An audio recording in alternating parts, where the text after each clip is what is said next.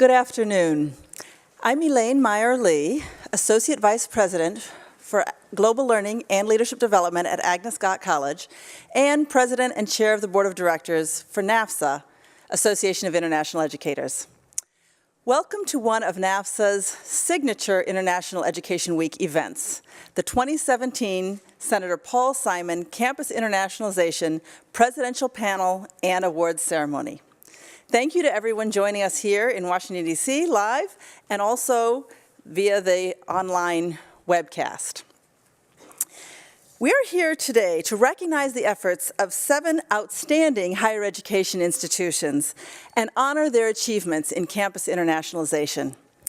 On the panel today, we are very pleased to welcome Bruce Harold, President of University of Iowa, Patrick Gallagher, Chancellor of University of Pittsburgh, Mary Schmidt-Campbell, President of Spelman College, John Thrasher, President of Florida State University, and Neil Smatresk, President of University of North Texas.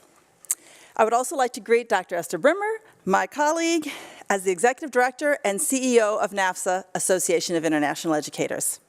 Dr. Brimmer will be our moderator for the panel today. As international educators, it is our privilege and our duty to make sure we create a welcoming and engaging environment for all of our students. As you all know, we are in a tight global competition for talent, and in order to make sure our institutions remain a top choice for higher education, we as educators and administrators must continue building bridges worldwide and showing prospective international students that they are welcome on our campuses and in our classrooms. Particularly during this challenging time when some in our nation would seek to close our borders and turn away talented individuals under the false claim that doing so will increase security, our important responsibility is to increase engagement with our colleagues around the world and to advocate for our students, who we know to be assets to our campuses and our communities and who make our country safer. Each of our efforts to diversify and internationalize our campuses paves the way for our larger goals of creating a more welcoming, engaged United States and strengthening ties across the international community. The institutions we are recognizing today are leading the way in achieving those goals. Whether through their work to fully integrate international education throughout their campuses or their innovative initiatives and programs that contribute to global learning, these institutions have showcased how international education is indeed an asset to every community. On behalf of NAFSA and the international education community, thank you all for recognizing the importance of campus internationalization to our campuses, our communities, and our country. And again, congratulations.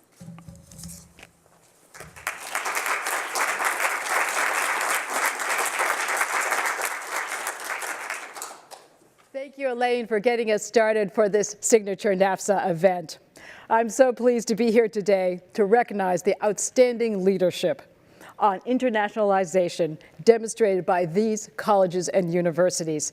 We celebrate today the value and legacy of the Senator Paul Simon Award.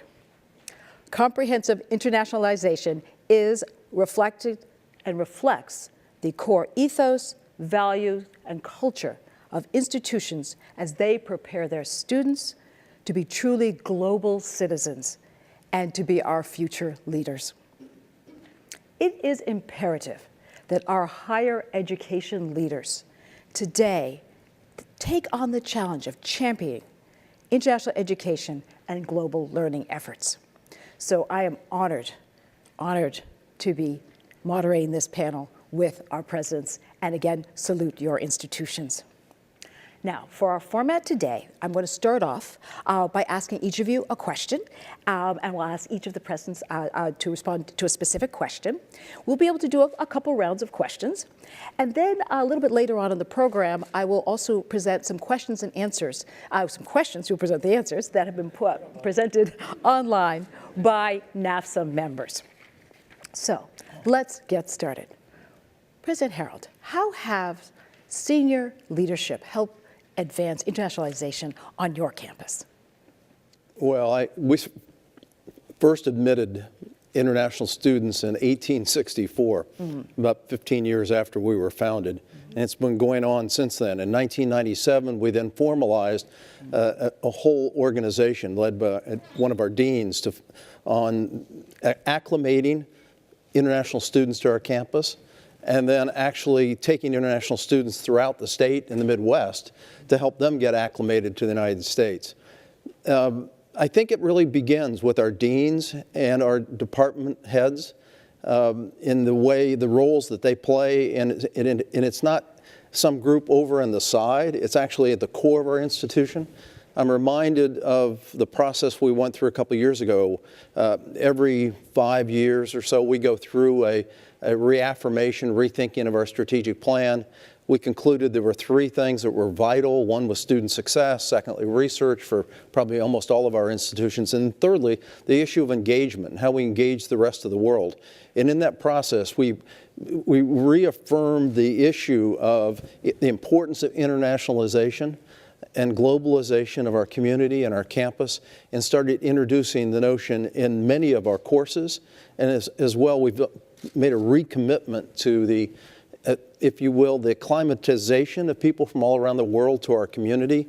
And it begins with how they get matriculated into our environment. The orientation process runs through the support systems we have while they're with us. And then actually they become alumni and go out to some other place in the world and help acclimate the next group of students. So it's a deep commitment for a long period of time, led from the top of the institution. Oh, thank you indeed. The engagement with the campus community is so important. Chancellor Gallagher, could you share with us a bit some of your experience of developing the strategic roadmap known as Embracing the World, a global plan for Pitt?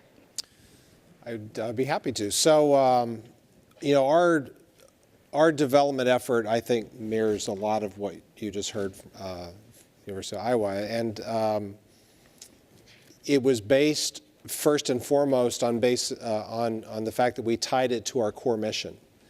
You know, if you think about the purpose of a university in its most fundamental level, it's to make the world better through knowledge. Sometimes we substitute society, or knowledge becomes teaching, but you know, the essence of it is always the same. And you know, we had begun a university-wide strategic planning effort as well, and you know, embracing a global perspective was one of the core pillars of that strategy. The plan you referenced to was really the implementation side of that. So what does that mean to embrace sort of a global perspective in our teaching, in the student experience, in our research, in our impact, in our global reach? You know, universities run from the faculty and from the students. I always say they're upside-down organizations. Our job as administrators is to support that effort. And so we built that implementation plan going to the faculty and students and talking about, you know, how to advance this this goal. And it came down to a very, you know, simple idea of integrating the global perspective. We call it Pitt to the World and the World to Pitt. Being globally prepared, achieving global impact, and then having that infrastructure to carry that out. And you know, what I find, and I'm sure my colleagues would share this, the students and faculty have a natural global perspective. Mm-hmm. As soon as you walk away from that, you're basically asking them to limit themselves. Mm-hmm. So we had no shortage of help for people who wanted to jump in and realize this vision. It is quite interesting to see how each campus has developed its own way of realizing internationalization and developing its own plan. President Campbell, would you share with us some of your experiences with the Quality Enhancement Plan and how you've used it to talk about global issues and leverage support for internationalization at Spelman? Thank you. I first want to say how honored we are to receive the Paul Simon Award and to be here among our esteemed colleagues. When I thought about this award, I thought about the fact that Alice Walker, who is a Spelman alumna, wrote a novel, The Color Purple, in which one of her major characters, set in the early 20th century, was a missionary in the Congo. And this was not uncommon for Spelman students. As early as 1888, we sent our first student abroad to be a missionary. And I say that to say that that perspective of educating Black women to be present in the world has always been part of our value system. In the 21st century, it became important to us to institutionalize that. And we use the accreditation process and the QEP to, in fact, really instill that deeply in Spelman at the curricular level, in a way that made it part of a tenure track faculty member's portfolio going up for tenure. They could include their service in the international field. And we began to seek some serious resources and infrastructure to put around sending our students abroad and making sure that it was in all fields, in the arts and humanities, social sciences, as well as STEM. Indeed, indeed. As I mentioned, each campus has had its own distinctive approach to internationalization. So, President Thrasher, if I may ask you to talk a little bit about the Global Citizenship Certificate, and particularly how that has enabled undergraduate students to gain crucial cross-cultural skills. Absolutely. Thank you very much. And first, I also join my colleagues in thanking you all for the incredible award. I'm just honored, we're honored, and so many of my colleagues are out here in the audience that really deserve this honor because of the work that they have done. That program is simply an educational program and it's really set up in about 3 phases to give actual course studies on global issues, things that are going on in the world today, to try to introduce them to some of the information that is out there in a positive way. They take courses, 2 elective courses, 2 regular courses, and those courses are designed to really bring them into touch with what the world is about today and understanding that there are some very, very complex issues in the world today. And then we actually try to give them hands-on experience. They could go to one of our 4 programs that we have. We have 4 programs, study abroad programs. They could do something actually on our campus, or they could do something in an internship someplace else. But it's all designed to give them that basic fundamental understanding that the world is shrinking. And as the world shrinks, it's imperative for us in the United States of America, I think, to really understand the global issues that are out there and how it impacts on us as a society, as well as the higher education aspects. Businesses, though, I will tell you, for our students who have done it, we've had probably 42,000 students that have gone through our programs abroad over the years, over a number of years. But they tell us that these students who have that background, who have that understanding of some global issues, are really better prepared as employees or further education opportunities. So it's a program we're very proud of. It's a certificate program, and one that so many of the students now on our campus are actually beginning to understand that they need to do that. They need to, just as the President said, they need to understand what's going on in the world, and we try to give them that base knowledge, and then hopefully they'll expand it themselves, beyond that. Indeed. Every program starts off as a great idea. Mm-hmm. President Smatresk, how did the Heart of Mexico program first develop at the University of North Texas? Well, first, like my colleagues, I want to thank the Paul Simon Award and NAFSA for recognizing us. And what we're being recognized for is just a little bit different. We are a comprehensive university of 38,000 with significant international engagement. But this program, the heart and soul of it, stemmed from Thorne Anderson, who's sitting out there next to my wife, and his partner, Professor Martel, from the University Autónoma Universidad de Estudios Mexico, the Mexican State University. This program was developed with a specific approach to culturally emerge students from both Mexican universities, particularly UAEM, but others joined in later, and from the University of North Texas in journalism, and took advantage of our deep strengths in narrative journalism.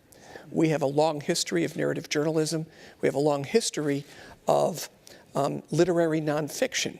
And those combined created an idea that Professor Anderson had around how you can take students who can learn cross-cultural competencies, who can in some ways celebrate the deep connections and the historic connections between Texas and Mexico, and tell stories about small towns in Mexico that have experienced in some ways significant trauma. And so the students didn't necessarily have to speak Spanish. The students from Mexico didn't necessarily have to speak English. And unlike most study abroad programs, this wasn't about tourism and language acquisition. This was really a deep dive into culture. And so the students lived out in villages in an immersive experience.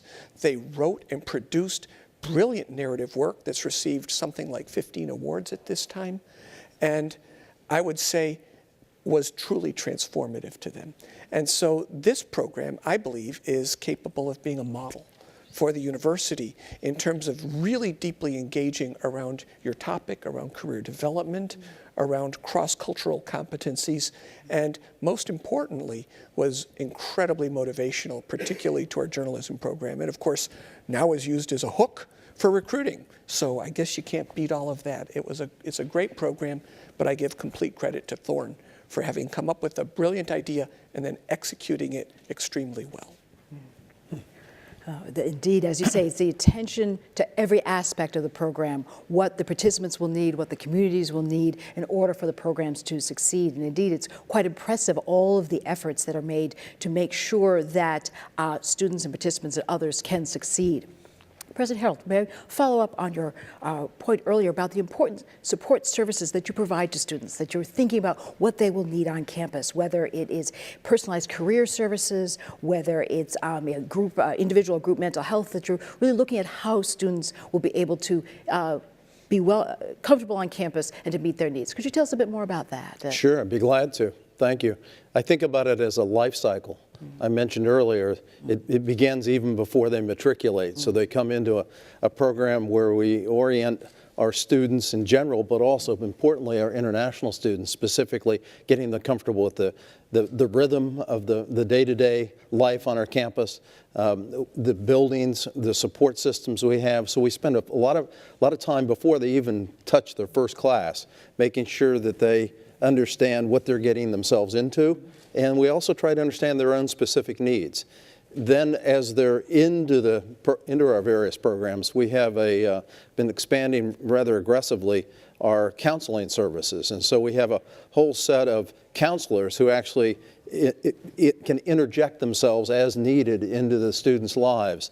Many of those counselors have been international students in some other part of the world. They speak a number of different languages so that the students can feel comfortable. Then we have cultural houses in our campus, and particularly some international students join those houses where they can be with people from similar backgrounds for a while, but then we encourage them to get back out into the broader campus.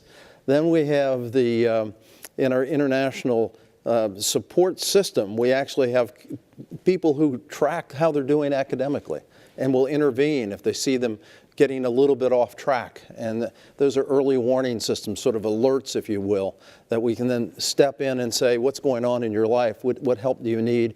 And as appropriate, we can connect them either with the counseling or academic tutoring and mentoring and the like. And then, as you suggested, we have a whole center, our Pomerantz Center is for career guidance and counseling. And in there, particularly for international students, they need to understand the work environment in the United States culture. And so we spend some time for those that are going to stay in the United States, making sure they understand what they're getting themselves into in the work environment. For some, we actually do prep and interviewing and how to prepare a U.S.-based, if you will, CV.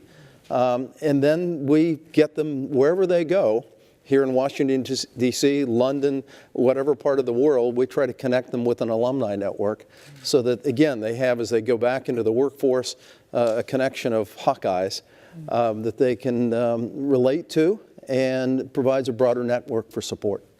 Indeed, indeed. Indeed, it's quite interesting that you're able to then connect the work in these particular programs with the overall missions of the institution. Chancellor Gallagher, it is interesting to note that, of course, Pitt has 4 Department of Education Title IV National Resource Centers. You have a real commitment to multidisciplinary international scholarship. How does that existing commitment connect to your work on internationalization? I would say it's pretty foundational to our effort. Those programs, those international studies programs are in many ways the heart and soul of our global programs. They go back for the University of Pittsburgh into the early 1960s, and faculty-led type initiatives that created focal points, bringing together language, international studies, international collections, fostering scholarship across the academy. I think today, at least 550 of our Pitt faculty touch at least one of these centers in all that they do, and they're a powerful vehicle for integrating, as I said, the language programs, the support for scholarship, the student programs, providing for new types of courses.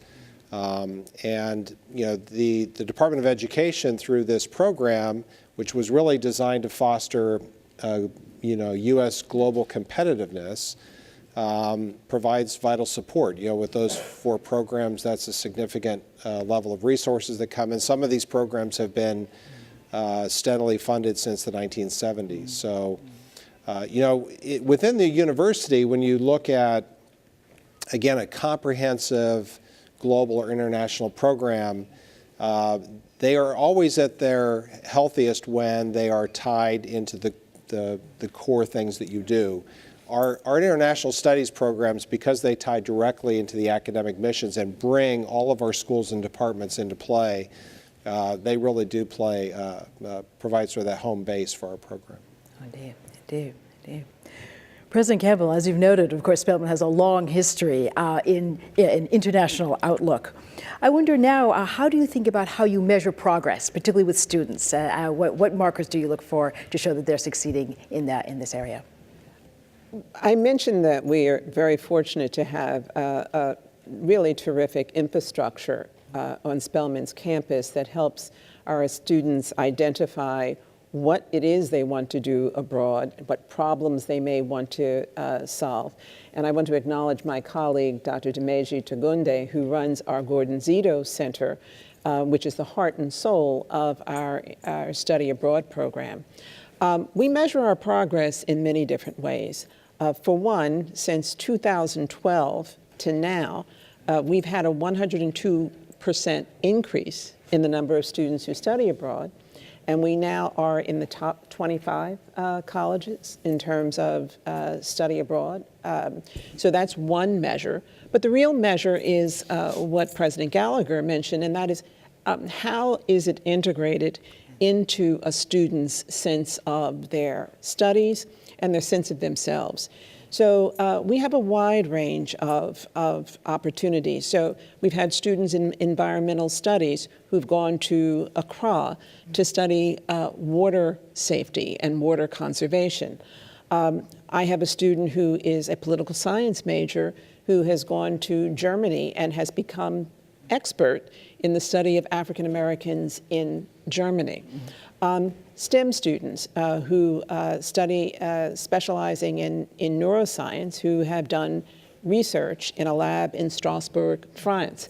But all of this comes, these possibilities come because we have advisors who are willing to talk to them, find out where are they in their studies, what is their interest, and where in the world will they find the fulfillment of their interests, and perhaps even identify a subject area that's going to stay with them for the rest of their lives. Indeed, indeed, indeed. They find that commitment. It's interesting to look at these sorts of international partnerships that support the programs. So, President Thrasher, if I were to look at FSU, I notice you have a branch campus in Panama. How does that campus and the exchange help support work on Latin Well, the history of that campus is that in 1957, the government asked us, because of so many U.S. military folks over there in Panama, and as well as civilians, would we create a campus over there? And we did. It was started in 1957. Today it's flourishing. It's one of our 4 campuses that we have abroad, including Valencia, Florence, and London. And that campus is probably the one that we get the most exchange between people who are from the Panama area and other countries. I might add 30 other countries send students to that campus, as well as the United States campus. So it's an incredible program. We have about 450 students, active undergraduate students there, about 75 actual permanent faculty there. And it's a huge exchange between us and the Panamanian government. Our students who graduate from there are incredibly involved in the Panamanian financial systems, business, culture there, as well as government. And they come to our campus and we exchange. So it's a vibrant campus and a vibrant place for us. Started historically like that. In 1999 is when we had, of course, the reversion of the canal, and they continued to ask us to stay there. And I think that's a compliment to Florida State, but a compliment to the Panamanian government also. So it's worked well for us, and we cherish that relationship.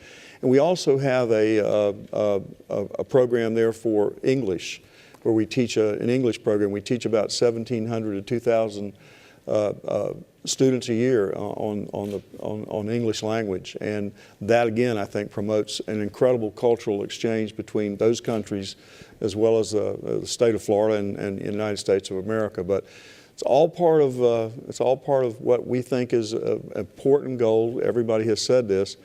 It's in our strategic plan also. It's one of our 5 major points of our strategic plan to make sure that we culture are really understand the cultural aspects of international programs and the aspects that impacts us, not only in our state of Florida, but around the country. And those programs, I think, are so beneficial to our students, but they're also beneficial to the other countries that we send students to also.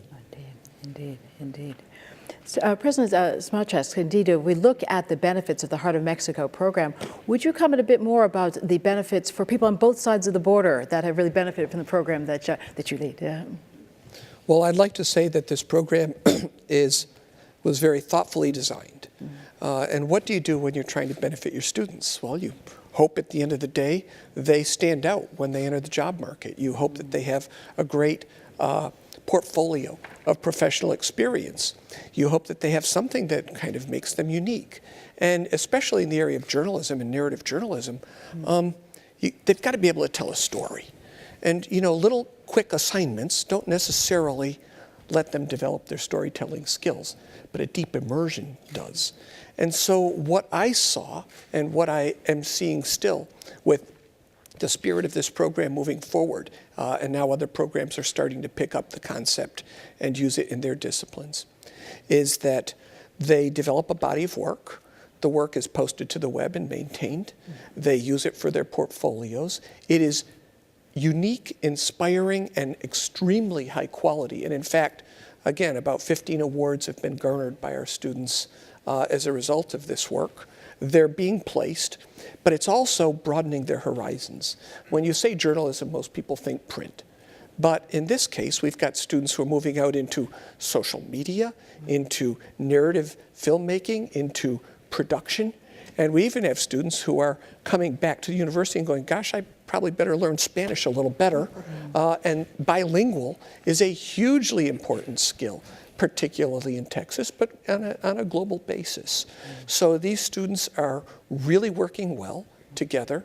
They're really developing their skills, and they're making us proud. They're coming back to grad school. We've even got students now who are working and evolving interests in anthropology and ethnographies. And so I think that this program is a terrific model for us to be deploying on a global basis. As far as the UAEM students, it's the exact same benefits. they're learning English better. They're learning how to work through a translator. They're learning American cultural mores and patterns.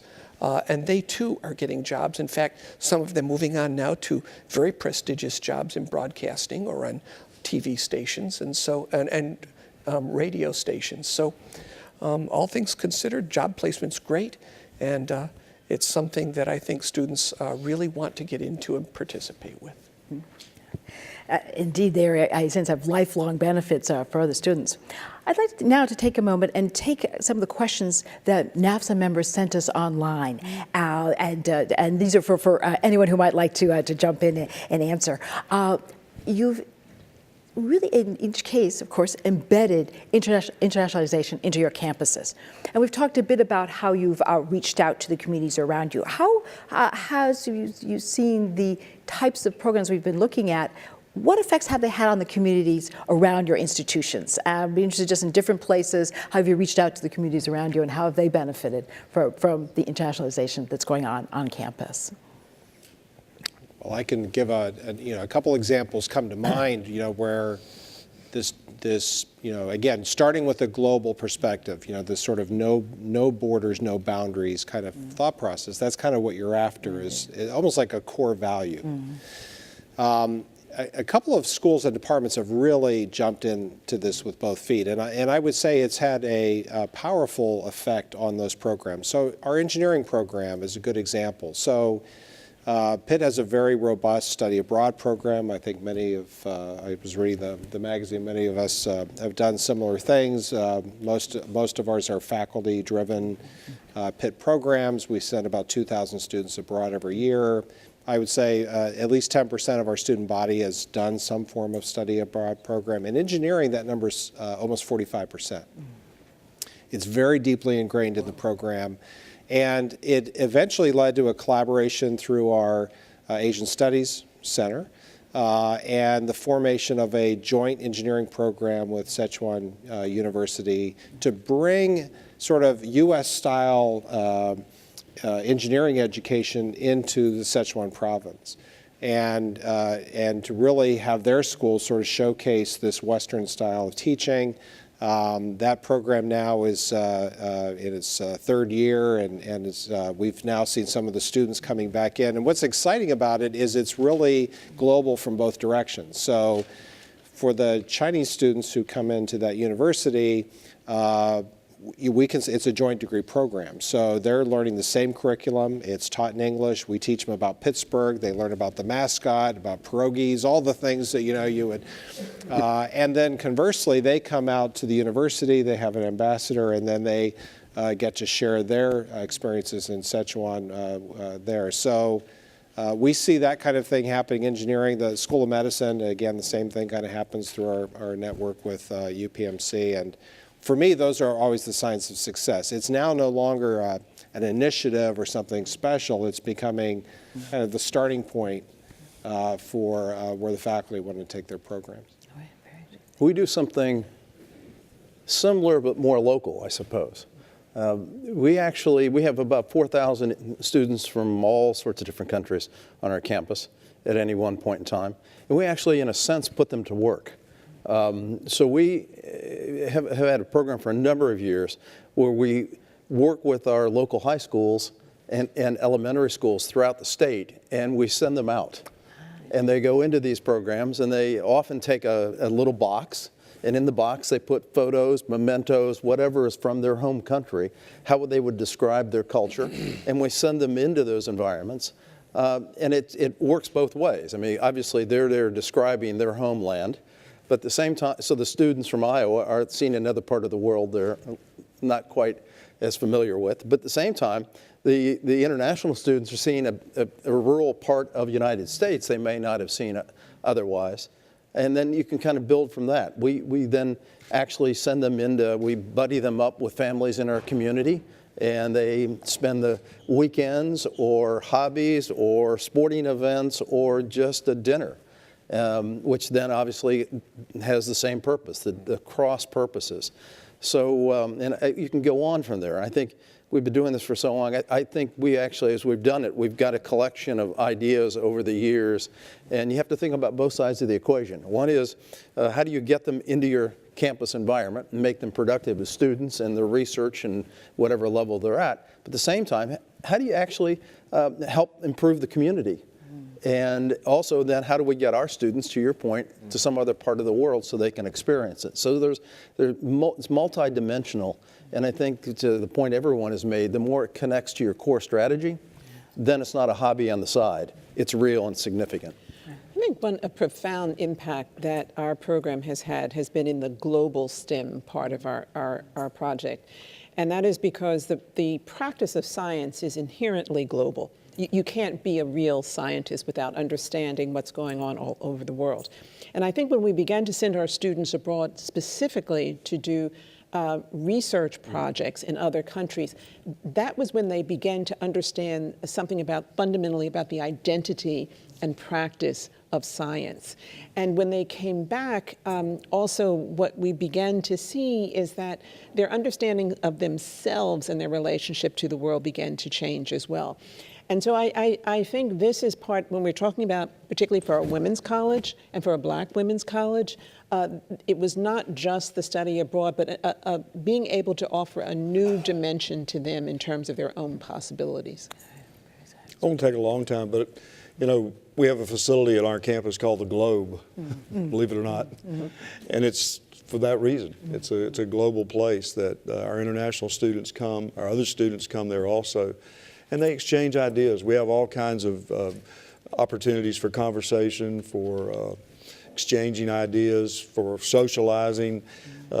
We also have a very vibrant, in Tallahassee, believe it or not, a very vibrant lifelong learning community. Oh, yes, yeah. Because we're the capital and a lot of other things. There are 2 other universities in Tallahassee. And so our students, our international students, love to go out into the community. And they love to talk to some of these folks that are involved in lifelong learning. And they add so much to that experience, and they get so much out of it also.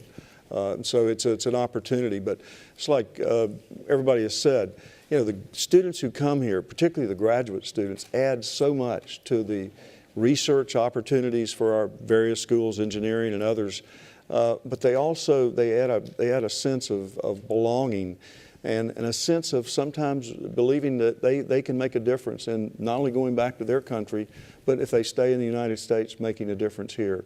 And they feel welcomed, and that's what I think international programs are about. We welcome them and they welcome us to their countries. And when we do that, I think we're making, I think America is looking good when we do that. And I think our students are gaining immensely from that kind of opportunity, and the international students are also.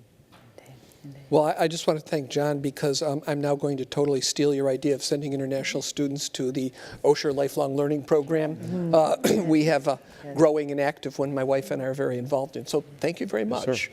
Yes, but I want to take a different tact on this whole question. We have, students from like 130 countries, and I don't know, in a little town like Denton with 150,000 people or so, however, embedded in a region of 7 million people. When you have 2,400 or so international students, well, that has quite an impact on the local community. And so first, we're internationalizing Denton. And without us, that would not occur. But what I've found that's really intriguing is, since we've really began to push our international programs, we have very large Indian communities just to the east of us. We have Vietnamese communities, Korean communities, Chinese communities. They are all deeply engaging us. So we get invited to every one of their awards banquets. Our faculty are being featured, and they're coming forward in a way that embraces the university, because we have become more conscientious about being international. And those community relationships pay big dividends. So I, for one, am really supportive of this effort. Indeed. Well, when we think about the work that you've done, how do we make it last? How do you embed the work so that there is a long legacy, and that these programs were really embedded in what the institutions do and will do well into the future? Let me take a stab at that. I'll say this. our international programs were good before I ever got here. I promise you that. I've only been there 3 years, and I hope I haven't done anything to mess them up. But it's leadership. It's leadership and believing. And we have a team out here of folks who've come to this meeting who absolutely get up every single day of their life, and they look at how they can make our international programs better and how we can make our international students' lives when they come to Florida State better. And that's what it takes. It takes incredible leadership, and we have that at Florida State, not because of the president, because these people were here before, and they understand the value of these incredible programs and why we have these programs and the importance it is not only to Florida State University, but to our country. And every one of these universities who's doing this today should be complimented, and that's what we're here for. It's part of our culture, though, and it's part of what we believe in. And if we don't continue to have that kind of leadership, I worry that we'll fade away because of some of the constraints that are being placed upon us from outside areas. But we believe in it, and it's leadership driven, and it will continue, as far as I'm concerned, as long as I'm at Florida State. Let me pick up on that, because there's a couple of very important themes in there. One is the issue of leadership, of how you embed it. The word of culture is now entering the conversation. And I just looked up, I reminded, there's a senior scholar at NAFSA, John Hudznik, and John wrote, and I just highlighted it as I was reading, he said, a commitment that's confirmed through action. And he was talking about international programs. And so to begin with, there's a commitment. But you know, one of the things I think we've learned in leadership is you don't change cultures by talking about it. You change it through what you do. And I think John's picked it up in this notion of a commitment confirmed through action. So we're taking action day in, day out. You can just put a red circle around all these different programs you've heard here in the last 45 minutes, and they're all speaking to different aspects of our communities, saying this is what we do, this is what we expect, this is what we reward. And when you do that, it quite nicely starts really impacting the culture of your organization, so it doesn't become an oh, by the way. It's really just who you are. I would second both of those observations, the observation about leadership and about culture. And I think there are ways of embedding it at every level of the community. So it's your faculty and it's the curriculum that they choose. It is in the way you recruit students and the vision you give them of the experience. It is the student leadership themselves. And it's a way of saying, and I will have to bring in the idea of money, because money is an expression of value. And you can't do these international programs without significant resources. And so it's an institution's decision to place resources in support of those programs. And I would add one other thing. That we've learned at Spelman, it's also about reciprocity. So we have a small international population. Your international population is larger than our entire school. So to put things in perspective here, but for example, with our Rwandan students, they pay tribute to the genocide, and we participate in that tribute as a community. So that ability to engage in reciprocity with the international students, I think, is very important as well. I guess I have kind of a different take. The tone of the question kind of implies that it's a struggle to make this a lasting legacy within the university. And I have to say, I just don't resonate with that characterization. I would almost pose it the other way, that if a university seeks to be at the forefront of human knowledge, if it's trying to attract talent, the most talented people that you can find, and put them in a community and then expand that boundary of knowledge and create opportunity, then anything less than a global perspective is a limitation on that mission. You know, if you artificially say, well, we're just going to have a national impact or a regional impact, you're trimming the ambitions of the people who want to join that community. So I kind of approach it the other way. How could you not be dedicated to the idea that what we are doing, kind of to your point, is intrinsically global? We're dealing with fields of study, with professions, with knowledge, with opportunity that are, part of the human condition. And I think if you start there, then all of a sudden this is now part of your core mission. And it was actually always there. And if it's there and you know why you're doing it, I think that it's easy to find the resources and build the infrastructure and stay committed. And many future chancellors past me will be as committed as I've been because it was simply the way it had to be. I think Patrick nailed it. We do things that have value, and we sustain them. And when they give back to you, you want to do more of it. International education is here to stay because it has huge value. It helps us teach our students who aren't international. It helps us to connect to the world. It's part of a revenue source. It's part of a student population. It's deeply part of our mission to embrace different cultures and include them in what we do. I don't know why anyone would want to stop. It's sustainable because it's good. We just have a few more minutes. Is there any final message you'd want to deliver to your various stakeholders, whether students, faculty, alumni, community? Any final thoughts you'd each like to share with all the people who support your institutions? Well, I'll start. First of all, I want to also thank NAFSA for this significant moment in putting a spotlight on these types of programs.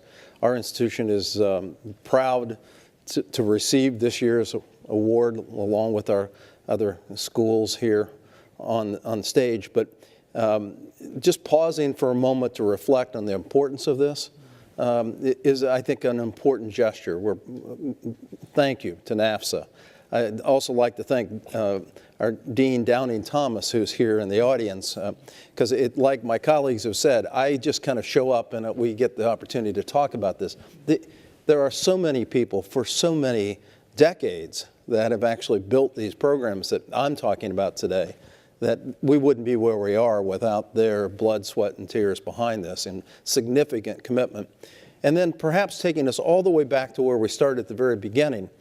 We had a colleague come to campus a year ago and reminded us that in the world where people are talking about building barriers, that it's bridges that are so much more important in our society today.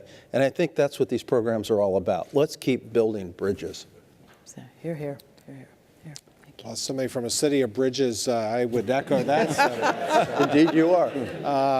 Let me also add my thanks to NAFSA. It's an amazing honor for the university to be recognized this way, but I actually have to extend a thanks to my university community. I get to come to DC and go to this great event and sort of bask in their reflected glow, but it was really over decades and decades the commitment of our trustees, our administrations current and past, our center, our USIS program, which is sort of the operational home base for everything we do, but it's the work in every school by all of our faculty, by all of our students, by our alumni around the world. It's their labor of love that has sort of enabled this recognition. So I want to thank them for letting me live vicariously through their success. I want to echo the same gratitude to my community at Spelman and also remind ourselves that ideas have no walls. They have no boundaries. Ideas, relationships, are going to be increasingly important in a world where we're trying to erect physical boundaries and walls and barriers. So the programs that we have now, it strikes me, are more important than ever.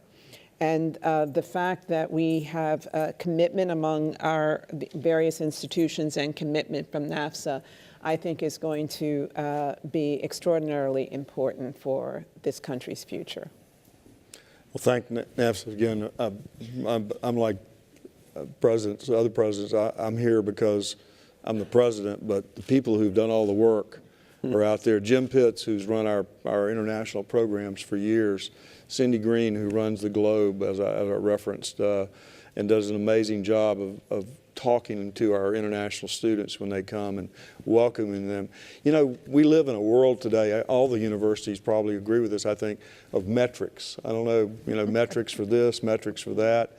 We have them in our state. You know, this is a program, I don't believe, Joe Shea, we have a metric for, but it's a program that is so valuable, and what we're doing is so valuable in regard to humanity. It's an opportunity for all of us to really express gratitude to the international community and gratitude to our own students who work with them when they come.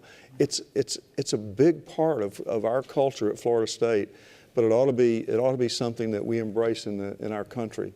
And I think this is a symbolic way of saying these programs work and they make a difference in the lives of a lot of students, but they can make a difference in the lives of our country and in really the world. And that's what this is so special to be here. Thank you. I have 3 quick points. The first, great ideas usually start with people who take a risk and try something. Professor Anderson's Professor Martell took a risk, and it was wildly successful. And I think it transformed a culture within the Mayborn School of Journalism, one of the finer schools of journalism in the country, I might add. The work that they did is infectious, and it's going viral. And that leads me to the second point, which is I might not have paid as much attention to this great work if you hadn't given us this award. So thank you for focusing my attention on the good works of our faculty, because this motivates me to see who else is doing something this creative and, maybe even tossing a couple bucks their way to help encourage it. The final one is far more political. What the heck are we thinking about creating barriers to international education in the United States today? Let's be plain. We've made this country great by opening our arms and welcoming immigrants from across the globe, taking the best and brightest and giving them a crack at the American dream. Why would we ever want to stop that? Let's get the green card and attach it to every student visa, and let's do something bold.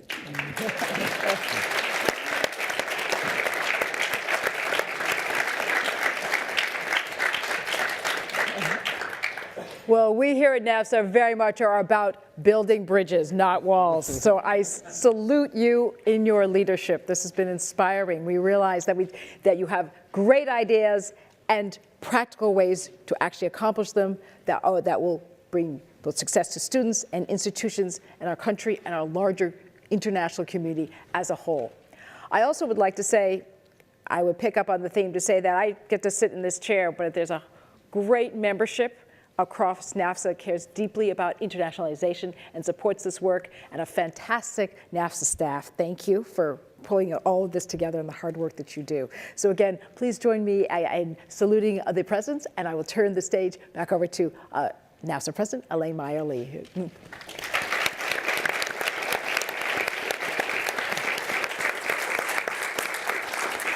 Thank you so much, Esther, and all of our panelists for those insightful and inspiring comments that we do so need to help us keep going these days.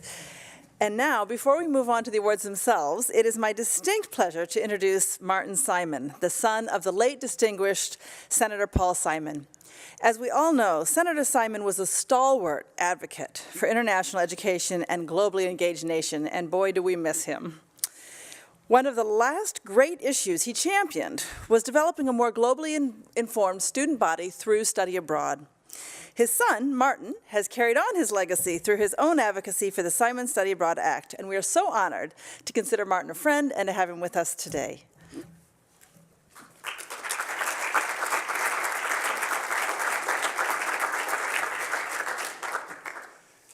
Elaine, I thank you. Typically, I kick off this program, but today, due to a tiny glitch, I get to wrap up instead, which actually I think works out better in a way, because year after year, I sort of have to take it on faith that NAFSA has chosen wisely. But now after listening to this stellar group, I know they have chosen wisely, and I applaud all of you for the great works you're doing at your campuses. Thank you very much.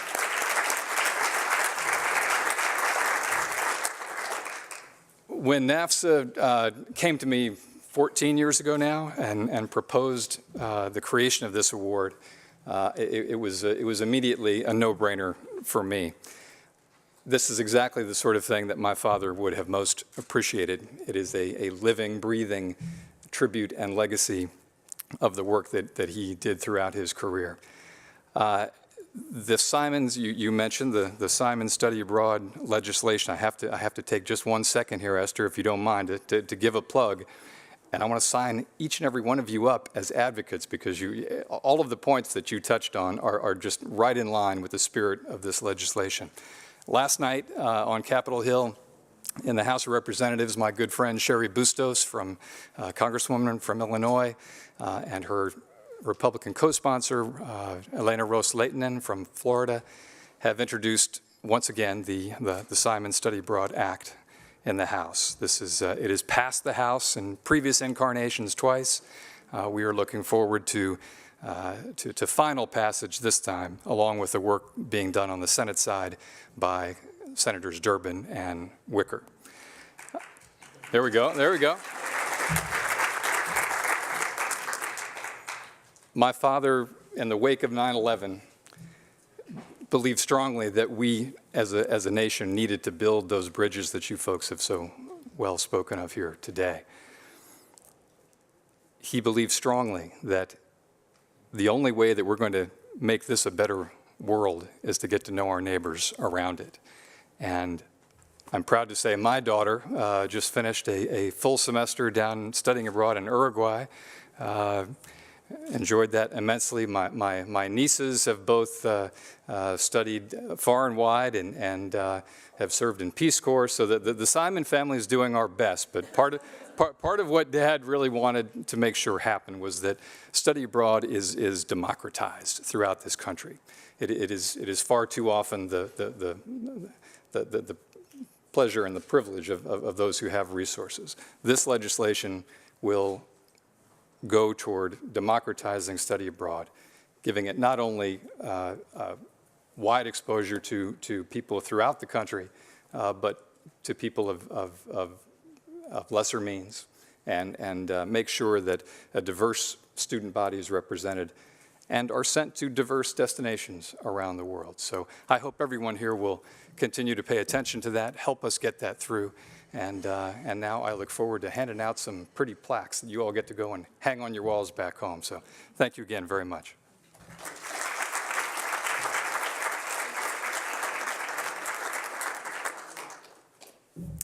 Thank you, Martin. That concludes our presidential panel today.